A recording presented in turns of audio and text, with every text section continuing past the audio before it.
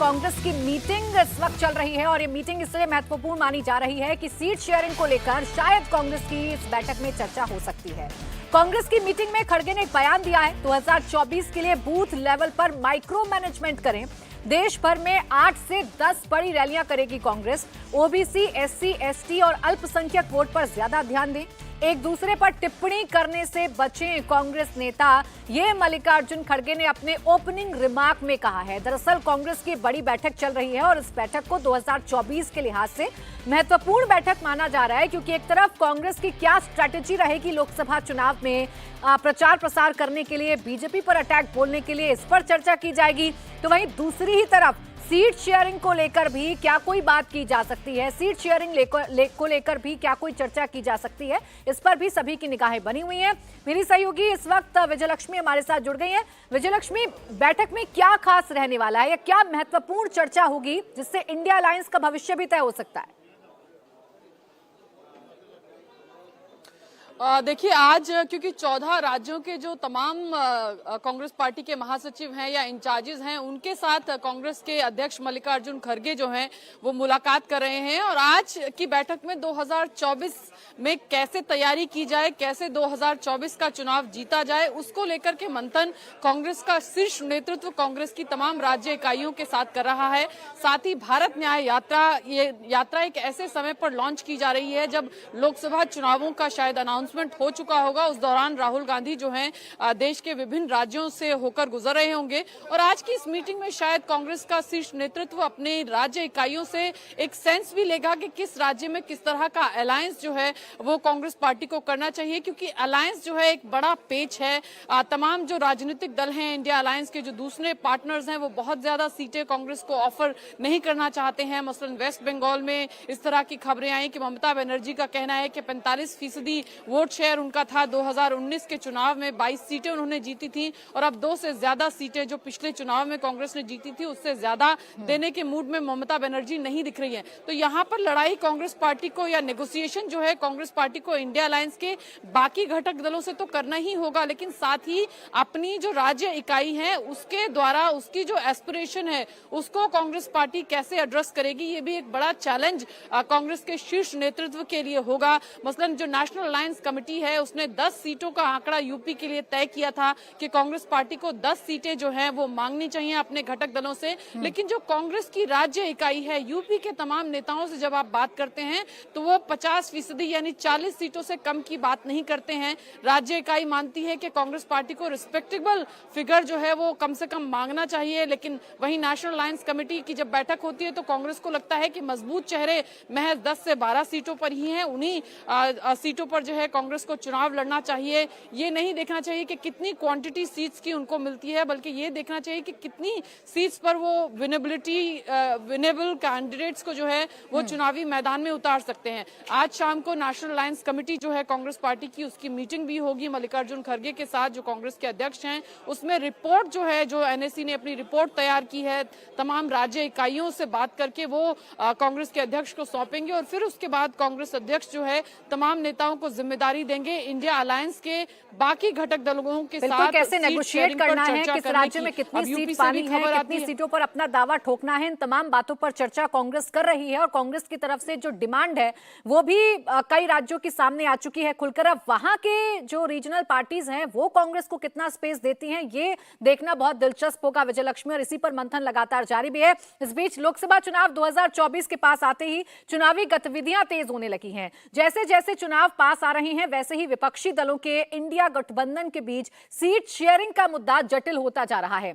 ऐसे समय में यह खबर आई है कि कांग्रेस पार्टी ने गठबंधन के सहयोगी दलों के सामने यूपी, दिल्ली, झारखंड और बंगाल में पसंदीदा लोकसभा सीटों की डिमांड करती है। सूत्रों के मुताबिक कांग्रेस ने इसके साथ ही दिल्ली और महाराष्ट्र आदि में भी अपने लिए सीटों का नंबर बता दिया है। सूत्र ये बता रहे हैं कि कांग्रेस ने बिहार की 9 और महाराष्ट्र की 20 सीटों पर दावा ठोका है। कांग्रेस की तैयारी है कि 291 सीटों पर अकेले लड़े 85 सीटें गठबंधन से मांगी जाए। मतलब यह है कि 10 राज्यों में कांग्रेस कोई गठबंधन नहीं करेगी, जबकि 9 राज्यों में गठबंधन के लिए सहमति है। अब इन राज्यों में जो प्रमुख राज्य हैं उन पर एक एक करके हम बात करेंगे। सबसे पहले आपको यूपी में कांग्रेस की डिमांड बता देते हैं। कांग्रेस यहां पर 10 से 11 सीटों से कम पर कोई गुंजाइश नहीं रखना चाहती है। जिन सीटों पर यूपी में कांग्रेस दावा कर रही है उनमें रायबरेली, झांसी, अमेठी, फैजाबाद, लखीमपुर, सहारनपुर, महाराजगंज, धरोहरा, वाराणसी, प्रतापगढ़ और लखनऊ की सीटें शामिल हैं। इस बीच आपको यह भी ध्यान दिला दें कि पिछले लोकसभा चुनाव में कांग्रेस एक सीट पर सिमट कर रह गई थी, यानी सिर्फ रायबरेली को बचाने में कामयाब रही थी। ऐसे में संगीत रागी जी, कितना मुफीद लगता है ये अखिलेश यादव के नजरिए से अगर हम इसे समझें कि 10 सीटें या 11 सीटें कांग्रेस को दी जा सकती हैं गठबंधन? देखिए, पहले तो चर्चा ये थी कि कांग्रेस पार्टी वहाँ 23 से कम सीटों पर राजी नहीं है, जिसके लिए अखिलेश बिल्कुल सहमत नहीं है।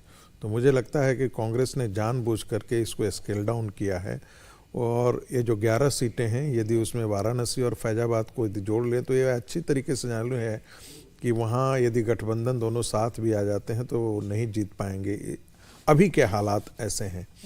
तो मुझे लगता है कि मोटा मोटी यदि गठबंधन होता है और सिर्फ ये गठबंधन यदि कांग्रेस पार्टी और समाजवादी पार्टी के बीच में होता है तो भी समाजवादी पार्टी 11 सीटों के लिए तो उत्तर प्रदेश में तैयार हो सकती है। मुझे इसमें कोई गुरेज नहीं लगता है। मुझे लगता है कि समाजवादी पार्टी को भी ये अच्छी तरीके से मालूम है कि यदि वो किसी और के साथ गठबंधन नहीं करती है तो वो सीटें जीत नहीं पाएंगे। जितनी पिछली दफ़ा जो है उसको सीटें नहीं आई थी, उतनी सीटें भी इस बार संभवतः नहीं आ पाए। तो कांग्रेस, मुझे लगता है कि जो 11 सीटें मांग रही है कोई बहुत ज़्यादा नहीं मांग रही है।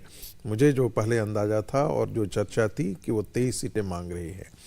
जहाँ तक बिहार का मामला है, बिहार में ऐसा माना जा रहा है कि कांग्रेस को वहाँ आरजेडी और नीतीश कुमार यदि गठबंधन हो जाता है, मैं जानबूझ करके कह रहा हूँ कि ये गठबंधन हो जाता है, तो क्योंकि आने वाले दिनों में बिहार की घटनाएं कुछ इस तरीके से इन स्टेट ऑफ फ्लक्स है कि वहाँ कुछ भी हो सकता है, इसकी संभावनाएं हैं। तो ऐसी स्थिति में वहाँ पर कांग्रेस को 3 या 4 सीटों से ज़्यादा कोई गठबंधन में देने को राजी नहीं है। और वैसे ही यदि पूरा आकलन कर दें, यदि हम महाराष्ट्र चले जाएं तो उद्धव ठाकरे 23 सीट पर लड़ने से कम तैयार नहीं है। शरद पवार का फिर क्या हाल होगा, शरद पवार कितनी सीटों पर लड़ेंगे? उसके बाद कांग्रेस पार्टी जो है वो 2000 कितने सीटों पर लड़ेगी?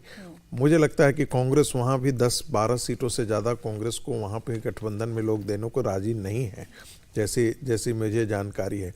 वैसी स्थिति में यदि हम पूरे भारत का परिदृश्य ध्यान में रखते हैं तो यदि गठबंधन होता है तो कांग्रेस 100 सीटों पर लड़ने के लिए तैयार रहे, यानी कि उन राज्यों में जहां वो सीधे भारतीय जनता पार्टी से फाइट कर रही है वैसे 100 और अन्य 200 से अंदर ही सीटों पर उसे लड़ने के लिए तैयार रहना होगा। ये जो 2091 और 2092 का जो 292 का जो आंकड़ा है वो बिल्कुल ही गलत है।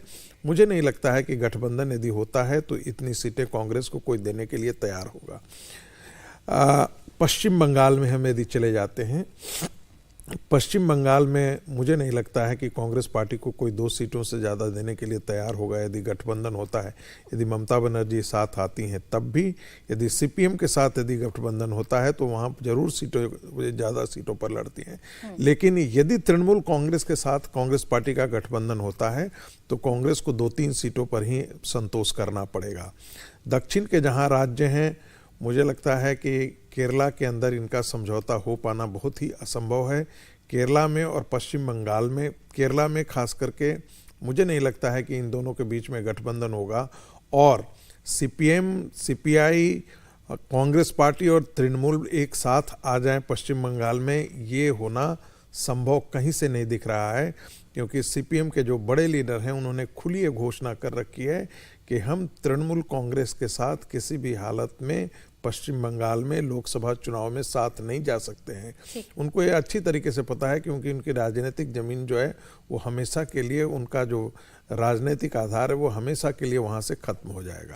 हम जब यूपी की चर्चा कर रहे हैं समीर जी, तो 10 सीटें जो कांग्रेस मांग रही है, अगर उन 10 सीटों पर हम नजर दौड़ाएं तो सबसे ज्यादा दिलचस्प सीटें हैं रायबरेली। रायबरेली में क्या सोनिया गांधी एक बार फिर से चुनाव लड़ेंगी? और एक है वाराणसी, जहां से पीएम चुनाव लड़ते हैं। वहां से कांग्रेस किसे कैंडिडेट बनाएगी अगर ये सीट उसे मिल जाती है तो? मांग उठी थी बीच में कि प्रियंका गांधी को टक्कर देनी चाहिए। इस बार क्या प्रियंका गांधी एक्टिव राजनीति में नजर आएंगी, क्या चुनावी राजनीति में नजर आएंगी? देखिए, उत्तर प्रदेश के प्रदेश अध्यक्ष अजय राय का तो ये कहना है कि प्रियंका गांधी को उत्तर प्रदेश से चुनाव लड़ना चाहिए। पार्टी के बड़े नेताओं का भी कहना है कि अब प्रियंका गांधी को सक्रिय राजनीति में आना चाहिए और उत्तर प्रदेश की किसी सीट से चुनाव लड़ना चाहिए। देखिए, कांग्रेस ने अगर ये 10 सीटें अगर मांगी है तो मुझे लग रहा है ये 2009 के आधार पर कांग्रेस सीटें मांग रही है। कांग्रेस 2014 और 2019 का जो उसका प्रदर्शन रहा है उत्तर प्रदेश में, उसके आधार पर सीटों का डिमांड नहीं कर रही है। अभी कुछ दिन पहले ही समाजवादी पार्टी के बड़े नेता राम गोपाल यादव का बयान आया था कि 65 सीटों पर समाजवादी पार्टी लड़ेगी और 15 सीटें वो अपने सहयोगी के लिए छोड़ देगी। उसमें उनका यह कहना था कि भाई उसमें आरएलडी जयंत चौधरी और कांग्रेस आपस में सीटों का बंटवारा कर ले, 10 सीटें कांग्रेस पे लड़ ले, 5 सीटों पे आरएलडी लड़ ले, 15 सीटें हम छोड़ने को तैयार है। मुझे ऐसा लग रहा है कि अभी कांग्रेस को यह बात बहुत अच्छे से पता है कि बिना समाजवादी पार्टी के कांग्रेस की जीतने की स्थिति वहां नहीं रहेगी। जो भी सीटें कांग्रेस ने मांगी है उसमें से 8 सीटें तो ऐसी है कि जहां बिना बहुजन समाज पार्टी के कांग्रेस किसी भी स्थिति में नहीं जीत सकती। और समाजवादी पार्टी भी इस बात को जानती है कि बिना बहुजन समाज पार्टी कर वो उत्तर प्रदेश के अंदर सीटें जीतने की स्थिति में नहीं रहेगी। भले ही मायावती खुद ज्यादा सीटें नहीं जीते, ज्यादा सीटें हराने की स्थिति में बसपा हमेशा रहती है उत्तर प्रदेश के अंदर। तो इस स्थिति में समाजवादी पार्टी को भी मालूम है कि बसपा को साथ में लाना पड़ेगा और आने वाले दिनों में समाजवादी पार्टी कितना भी विरोध करे बसपा का सीटों के जीतने के लिए, क्योंकि समाजवादी पार्टी की अब लोकसभा के अंदर सिर्फ 3 सीटें बची है उत्तर प्रदेश से, अपने सीटों को बढ़ाने के लिए उन्हें बहुजन समाज पार्टी की मदद पड़ेगी। और मुझे लग रहा है कि अंतिम समय में बहुजन समाज पार्टी मायावती को जोड़ने की कोशिश करेंगे। मुझे ऐसा लग रहा है कि प्रियंका गांधी रायबरेली से चुनाव लड़ सकती है। अमेठी से मुझे लगता है संभावना नहीं है। और जहां तक वाराणसी की बात है, मुझे लगता है कि ये तो प्रियंका गांधी की राजनीतिक आत्महत्या होगी अगर वो वाराणसी से चुनाव लड़ती। सब जानते हैं वाराणसी से अगर वो चुनाव लड़ेगी तो उसका परिणाम क्या होगा। और मुझे नहीं लगता कि कांग्रेस राहुल गांधी की अमेठी से हार के बाद अब प्रियंका गांधी को भी प्रधानमंत्री मोदी के खिलाफ उतारकर हार की स्थिति उत्पन्न करेगी, क्योंकि तय है कि वो हारेगी जरूर। तो मुझे लगता नहीं कि उनका कैरियर की शुरुआत ही वो हार से करें। मुझे लगता है कि वो रायबरेली से चुनाव लड़ेगी कि सोनिया गांधी का जिस हिसाब से स्वास्थ्य है और इस बार सोनिया गांधी को इस बात का डर है कि पिछली बार तो अमेठी खोया था, इस बार रायबरेली भी हम खो सकते हैं। तो अपने जीवन के इस अंतिम चुनाव में जो सोनिया गांधी इसके बाद शायद चुनाव नहीं लड़ेगी, तो वह कभी नहीं चाहेगी कि वो अंतिम चुनाव वो हारे, और इसलिए सोनिया गांधी रायबरेली से चुनाव नहीं लड़ेगी। पूरी संभावना सोनिया गांधी की राज्यसभा में जाने की है कर्नाटका से। रायबरेली से प्रियंका गांधी चुनाव लड़ सकती है। अमेठी से राहुल गांधी लड़ेंगे नहीं लड़ेंगे यह भी तय नहीं है। एक वर्ग चाहता है कि राहुल गांधी अमेठी आए, तो हो सकता है राहुल गांधी अमेठी और फिर वायनाड दोनों जगह चुनाव लड़े। लेकिन यह तय है कि वाराणसी से प्रियंका गांधी चुनाव नहीं लड़ेगी। भले ही भारतीय जनता पार्टी के कांग्रेस के कार्यकर्ता इस बात को डिमांड करे या अजय राय कहे, मुझे लगता है अजय राय जरूर चुनाव लड़ सकते हैं वहां से, क्योंकि पिछली बार 2019 में वही चुनाव वाराणसी से मोदी के खिलाफ लड़े थे। तो प्रियंका गांधी की मुझे संभावना बिल्कुल नहीं लगती कि वो मोदी के खिलाफ चुनाव लड़ेगी। ये संभावना इसलिए भी और ज्यादा गहरी हो जाती है आरती जी कि तेलंगाना से जब तेलंगाना कांग्रेस चुनाव लड़ने के लिए इन्विटेशन देती है तो प्रियंका गांधी नहीं सोनिया गांधी को देती है। बाकायदा प्रस्ताव पास होता है और सोनिया गांधी को बुलाया जा रहा है कि आप आइए तेलंगाना से चुनाव लड़िए। तो क्या रायबरेली की सीट आप छोड़ने जा रही हैं सोनिया गांधी, ऐसे समझा जाए? देखिए, बिल्कुल ये लग रहा है कि प्रियंका गांधी इनफैक्ट पिछले इलेक्शन में भी 2019 में भी उन्होंने ऐसा नहीं है कि वो घर पे बैठी थी, उन्होंने बराबर अपने भाई की कैंपेनिंग की और जगह जगह वो गए। यूपी में भी उनका एक रोल रहा, लेकिन वो कुछ अपना एक इम्प्रेशन नहीं जमा पाई पिछले इलेक्शंस में। वो अलग बात है कि कांग्रेस पार्टी का एक ऐसा कल्चर है कि जब पार्टी हार जाती है तो बाकी लोगों पे जिम्मेवारी हो जाती है। प्रियंका गांधी और राहुल गांधी पे कोई कभी भी कोई ब्लेम नहीं करता कि उनकी वजह से पार्टी हारी है। और उनके इनफैक्ट जब रिव्यू मीटिंग्स भी होती है तो उसके बाद यही कहा जाता है कि बाकी कमजोरियां थी। और इस बार भी मुझे लगता है कि प्रियंका गांधी का रोल जो है इस बार ज़्यादा एक्टिव रहेगा, क्योंकि सोनिया गांधी ने पिछले 1-2 सालों में दिखाया है कि वो थोड़ी बैक सीट ले रही है और प्रियंका गांधी को थोड़ा स्पेस दे रही है उत्तर प्रदेश में। और ज़रूर लगता है कि अगर तेलंगाना सोनिया गांधी जी को बुला रहा है या केरला में पॉसिबिलिटी है सोनिया गांधी जाए, तो क्लियरली वो उत्तर प्रदेश में प्रियंका गांधी जी के लिए एक जगह बनाने की कोशिश लगी हुई है पूरी पार्टी की और बिल्कुल सोनिया गांधी जी की भी। लेकिन मुझे साथ ही साथ ये भी लगता है कि ये भी पॉसिबिलिटी होगी कि सोनिया गांधी जी ना लड़े और अपने बदले वो प्रियंका गांधी को लोकसभा में वो देखना चाहेंगी, ऐसा लगता है, क्योंकि जैसा कि समीर जी ने भी कहा कि उनका स्वास्थ्य थोड़ा ढीला रहता है। लेकिन हम देख रहे हैं कि सोनिया गांधी ने कोई बैक सीट नहीं ली, वो लगातार इन्वॉल्व है पॉलिटिक्स में कांग्रेस की। लेकिन साथ ही साथ ये भी कहूँगी कि समीर जी ने बिल्कुल सही कहा कि वाराणसी से प्रियंका गांधी तो बिल्कुल नहीं लड़ेगी। ऐसा कोई, वो हमेशा मुझे लगता है कि वो सेफेस्ट जो सीट होगी जहां पे 99% पॉसिबिलिटी होगी उनके जीतने की, वो वही सीट लेंगी। और रायबरेली में बिल्कुल वो लगता है कि वैसी पॉसिबिलिटी है, क्योंकि वो एक ट्रेडिशनल सीट रही है गांधी परिवार की और वहां पे उनको लॉन्च करने की कोशिश रहेगी उनकी। इसमें एक लाइन में जोड़ देता हूं। देखिए, प्रियंका गांधी को उत्तर प्रदेश का प्रभार दिया गया था, लंबे समय में उत्तर प्रदेश के उन्होंने काम किया, लेकिन कांग्रेस के अंदर कोई नई जान डाल सकी या कांग्रेस का वोट बैंक बढ़ा सके ऐसी स्थिति नहीं रही। प्रियंका गांधी के संभालने के बाद तो 19 में राहुल गांधी खुद अमेठी से हार गए।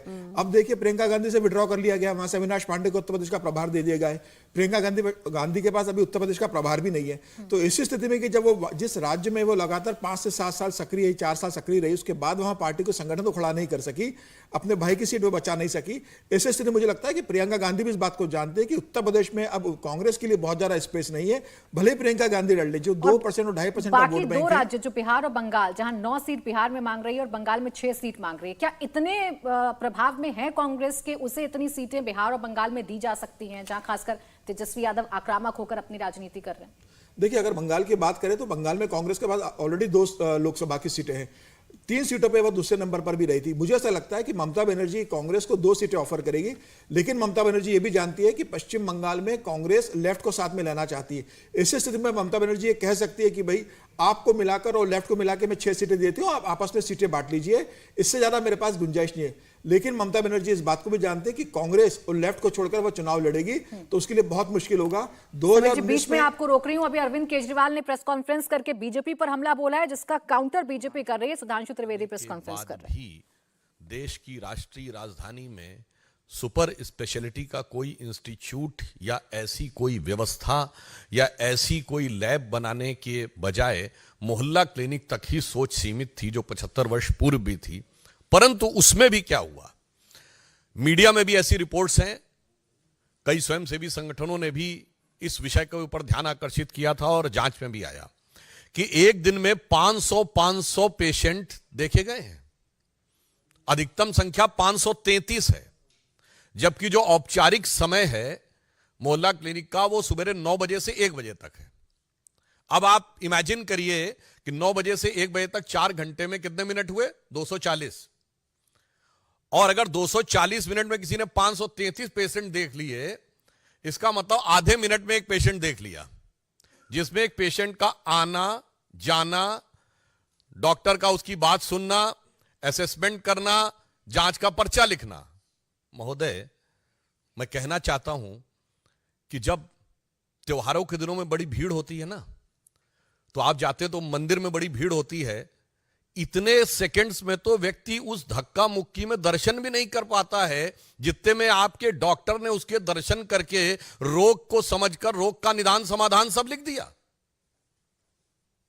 यह है ईमानदारी का नया किरदार।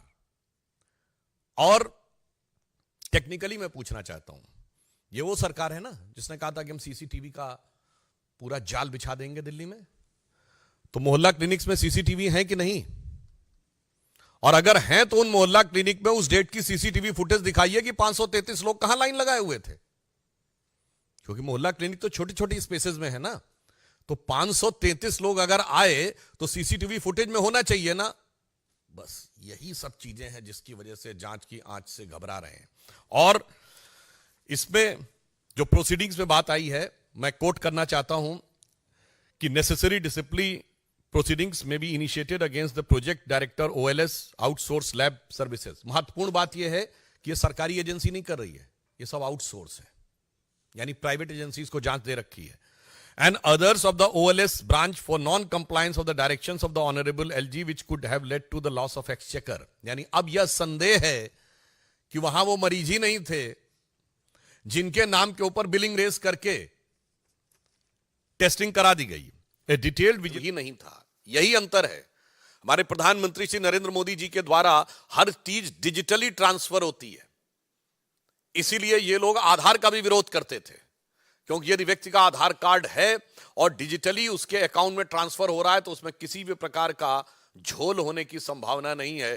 पर यहां पर फिर empirical data proving entry of the fake mobile numbers, blank mobile numbers of the fictitious patients, fake attendance of the doctors and fictitious data of the patient established with a widespread corruption, manipulation of the documents, forgery of the record with the sole intention to loot the government exchequer and extended under the benefit of the private parties operating at AAMC as well as the dispensaries, polyclinic and hospitals of the Delhi government.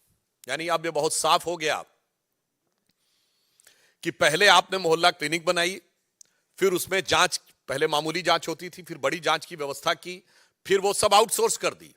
यानी कुछ कुछ वैसा ही जैसा शराब घोटाले में हुआ था, कदम कदम रफ्ता रफ्ता बढ़ाते हुए, और फिर उसमें फेक पेशेंट्स और फेक बिल रेस करने की बातें मीडिया में आ रही हैं. यानी अभी तक तो दारू का घोटाला था, अब दवा का घोटाला भी हो गया. यानी दवा और दारू दोनों में घोटाला करके कौन दिखा रहा है? स्वघोषित भारत रत्न विभूषित, जिन्होंने अपने को ही भारत रत्न दे रखा है कट्टर ईमानदारी का. तो मैं कह सकता हूं कि विपश्यना के ध्यान से लेकर और चुनाव प्रचार तक की समस्त नाटकीयता के मध्य कट्टर ईमानदारी का यह किरदार पूरी तरीके से तार तार हो गया है. अब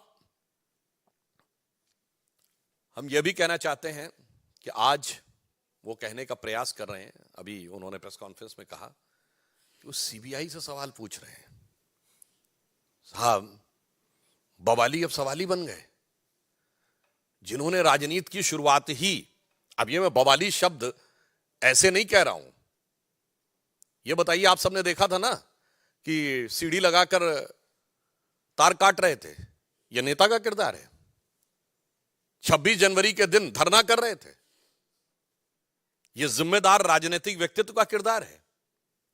इसलिए मैंने कहा, और याद करिए 2014 के समय भारतीय जनता पार्टी के कार्यालय के ऊपर आके पथराव किया था, जिसमें इनकी सर्वोच्च समिति के सदस्य थे, जैसे हमारे यहां पार्लियामेंट्री बोर्ड है.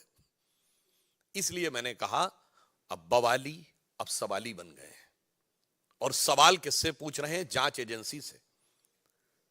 मतलब इसे शब्दशः ना लिया जाए, वैसे तो सारी जनता उस भाव को समझती है. हिंदी में एक कहावत होती ना कि उल्टा चोर कोतवाल को डांटे. आज उसी किरदार को वो दिखाने का प्रयास कर रहे हैं. और जहां तक टेक्निकलिटी की बात है, तो अगर उनको लगता है कि कोई टेक्निकल इशू है तो वो न्यायालय से जाकर समाधान प्राप्त कर सकते थे, मगर यहां टेक्निकल नहीं, मॉरल इशू है. यहां न्यायिक विषय नहीं है, यहां नैतिक विषय है.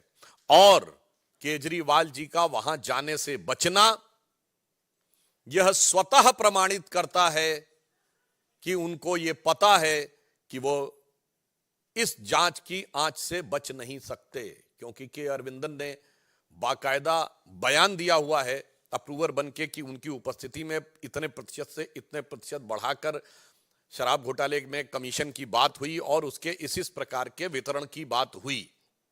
उन्हें यह बात पता है, इसलिए यह मैं कह सकता हूं कि यह उनकी गलती की स्वीकारोक्ति है. By consistently avoiding to appear before the agencies is nothing but is an tacit acceptance of his legal fault. तो देखिए, बीजेपी अब करारा अटैक बोल रही है अरविंद केजरीवाल पर और सीधा सीधा कह रही है कि जो पहले बवाली थे अब वो सवाली हो गए हैं। कोई तो डर है जो अरविंद केजरीवाल ईडी के सामने पेश नहीं होना चाहते। इन सब के बीच सीट शेयरिंग को लेकर भी फिलहाल बवाल बढ़ा हुआ है इंडिया अलायंस के बीच में। महाराष्ट्र में इंडिया अलायंस में कैसे घमासान बढ़ा, क्या उद्धव की डिमांड मानेंगे खड़गे और पवार? 48 सीटों पर उलझे मोदी विरोधी, कैसे बनेगी बात? कहानी कुर्सी की में आगे होगी बात इस छोटे से ब्रेक के बाद।